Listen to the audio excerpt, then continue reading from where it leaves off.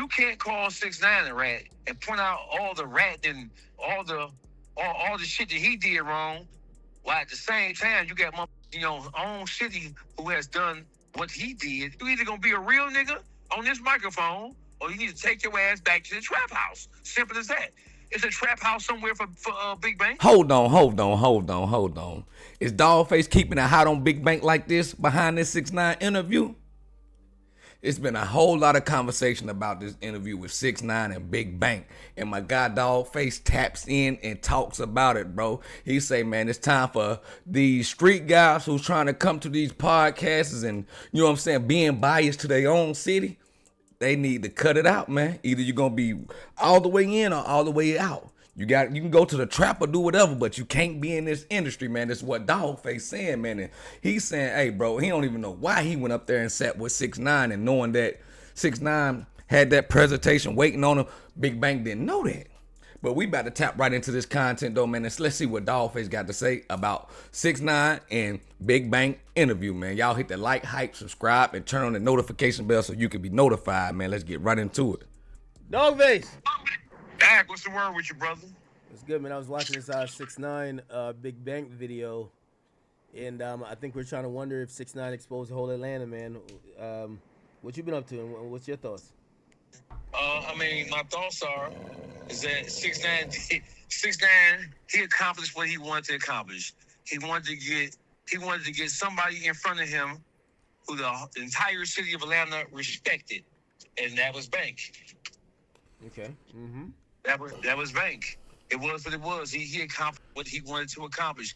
He wanted to confront somebody about all of the hypocrisy, about all of the lies and deceptions and cover-up that's been going on in the city of Atlanta, while at the same time, the same people who have been calling other people out, they have been the same people who have been guilty of doing worse than 6ix9ine. Mm.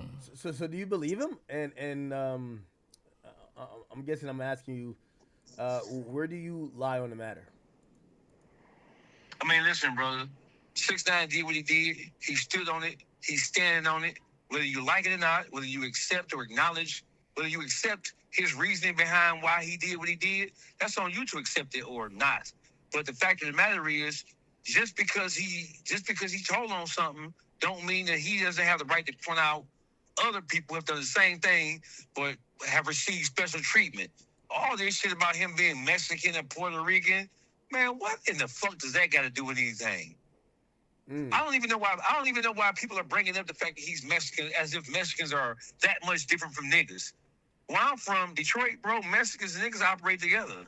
They move together. They operate together. They ain't like Southern California where there's a quantitative difference between how the essays move. I got a question, though, before we let Dawgface get all the way into it, man.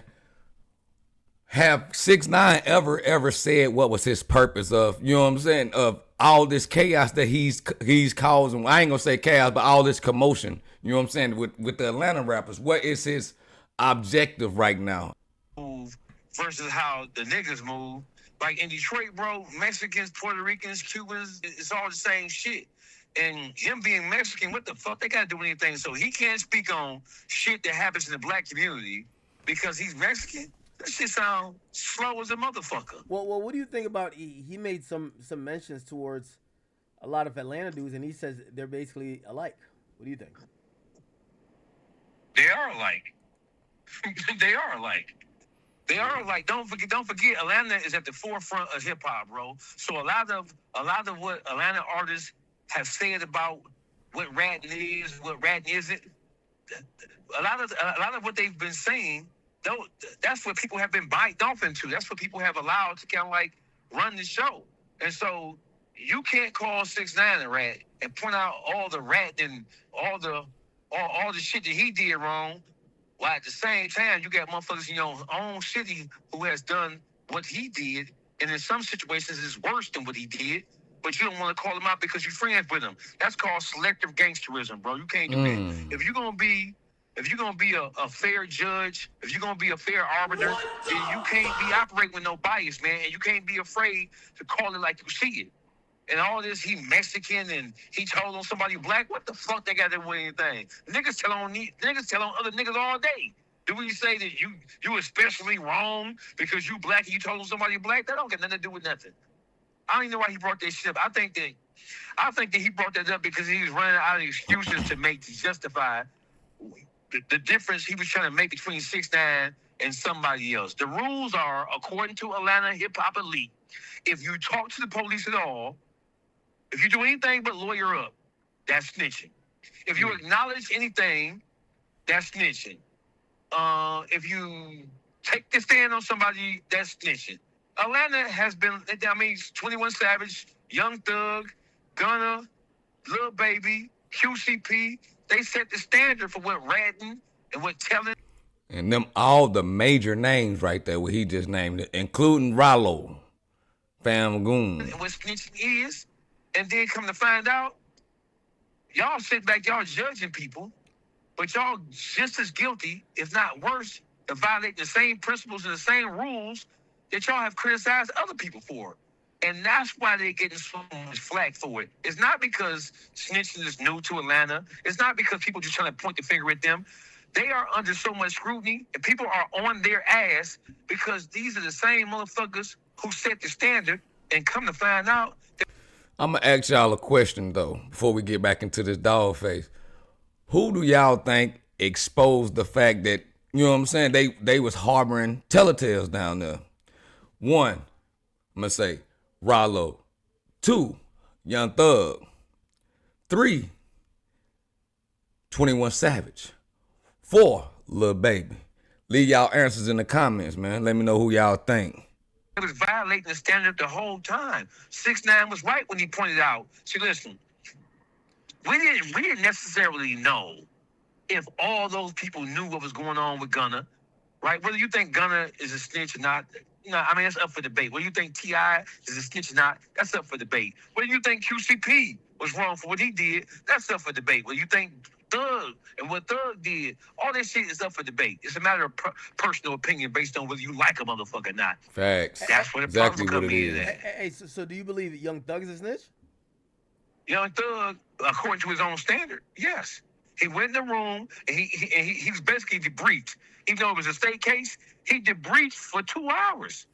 He was supposed to lawyer up. Basically what Dawgface saying, according to these street rules, bro, these guys all done told, basically, to the street rules, man, but these the rules that these guys is trying to live by, knowing the fact that they are in the industry. You know what I'm saying? And it's pure content these days, man, and they don't want to go to prison, of course. According to the standards they set. And don't forget, Atlanta's hip hop elite, they were the ones who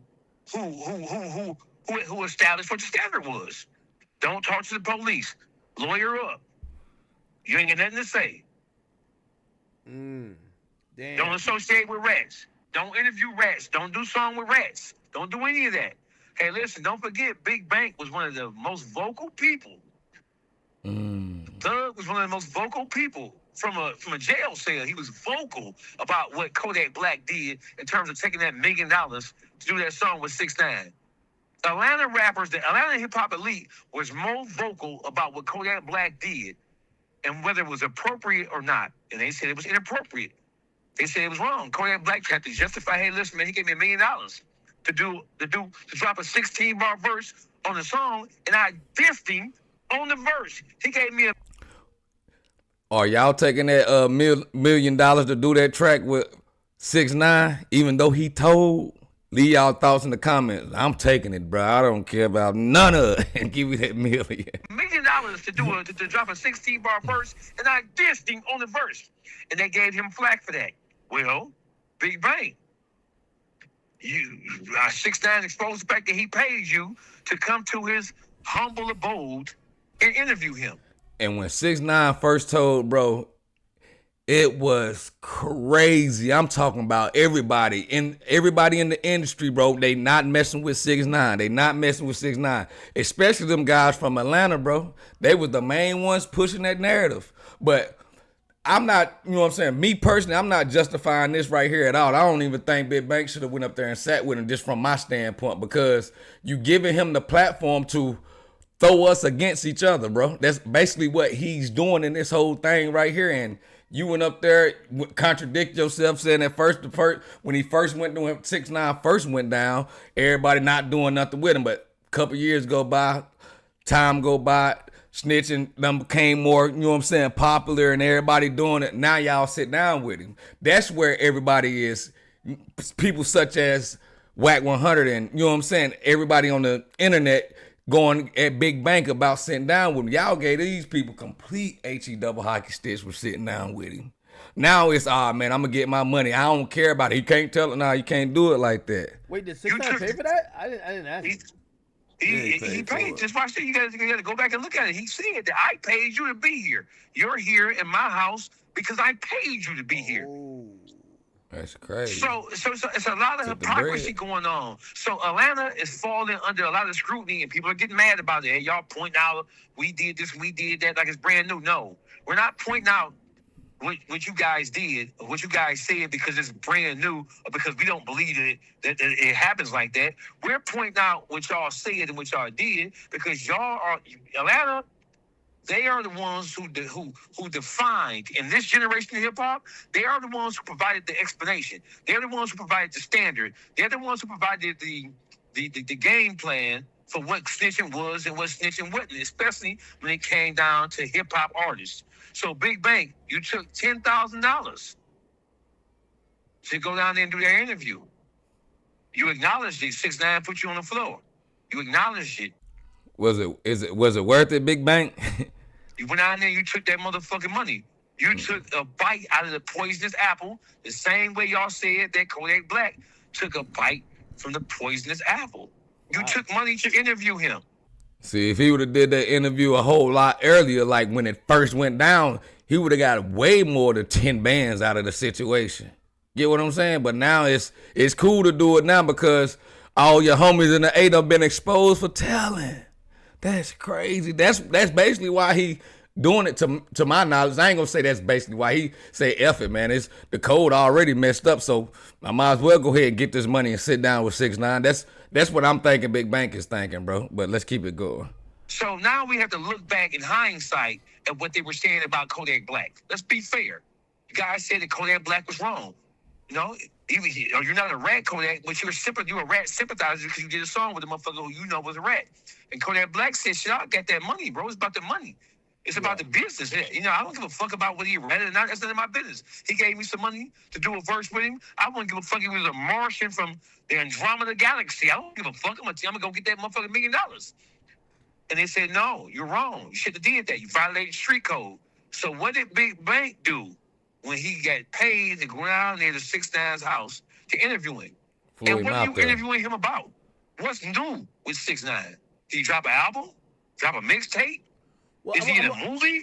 I feel like he's trying to push that conversation forward because I think Atlanta, you know, I'm starting to hear Atlanta rappers kind of talk about it. The Young Thugs, the Gunners, and them kind of there's a dark cloud over the city where people are starting to say, this is the land of hypocrites. Most of these guys, they aren't as thorough as people think because of the snitching allegations. So I think he's trying to confront that conversation head up rather than just ignore it. Hey, listen, what's wrong with that? Why can't he do it? So you can say, well, hey, you're Mexican, so you don't have a right to question what black people do. But that argument doesn't stand it. It doesn't stand the taste test. That shit stink to high hell. You can't say that shit. Who gives a fuck if he Mexican or not? Ratting is ratting is ratting. No matter what your race or nationality is. Who gives a fuck about that shit? That's one. Number two, why can't he challenge it? Why can't he point out the hypocrisy? Right? Now, is he the ideal person to do it? No, probably not. But at the same time, if you're waiting for Atlanta to self-police themselves, it ain't gonna happen. It ain't gonna happen. So he had to call it out. And the artists and the people who are involved in the media are culpable and responsible for allowing these niggas to slide. The media, they cover it up. ATL Top 20 covered up.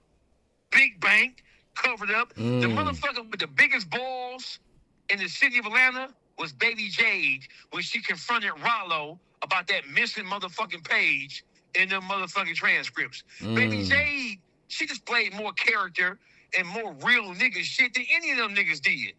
It wasn't easy for her to confront Rollo. She's been with Rollo since the beginning of his career. It wasn't Big Bank that confronted Rollo. It was Baby J who put it on the floor. Baby J got more balls than any of the niggas do. Atlanta media. Yeah, but did she keep the same energy with Thug though? I mean, But Thug ain't on no paperwork, man. That's the thing, man.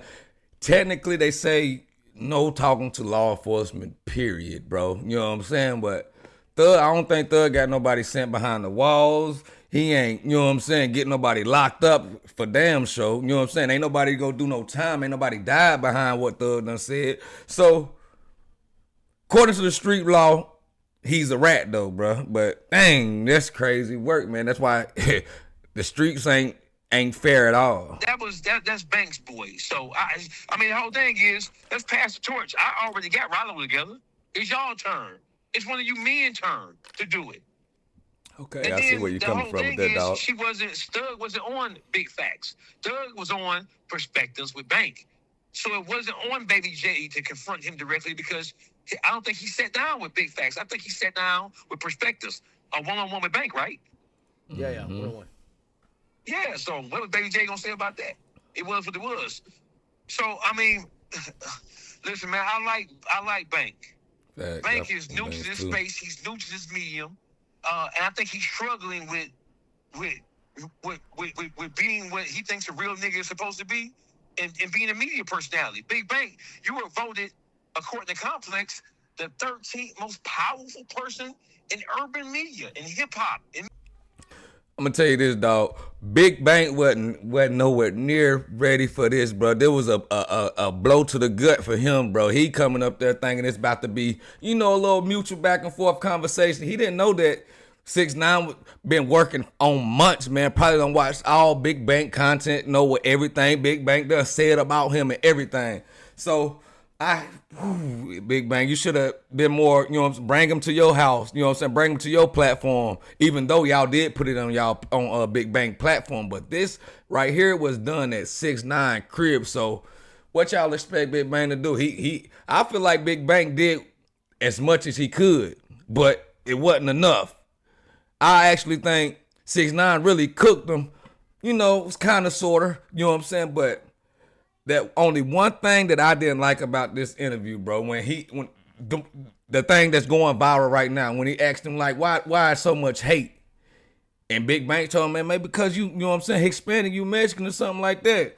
Then he started naming off rappers, you know what I'm saying, such and such killed such and such, such and such killed such and such. What that got to do with the question that you asked him, though? That's my whole point. But we're going to keep it going. We only got a little bit more time on this thing, man.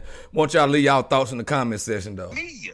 So, I mean, you halfway in, you halfway out. It's either you're going to be a media personality and you're going to be fair and you're going to be an even distributor of what's appropriate and what's not, or you need to go take your ass back to the trap house.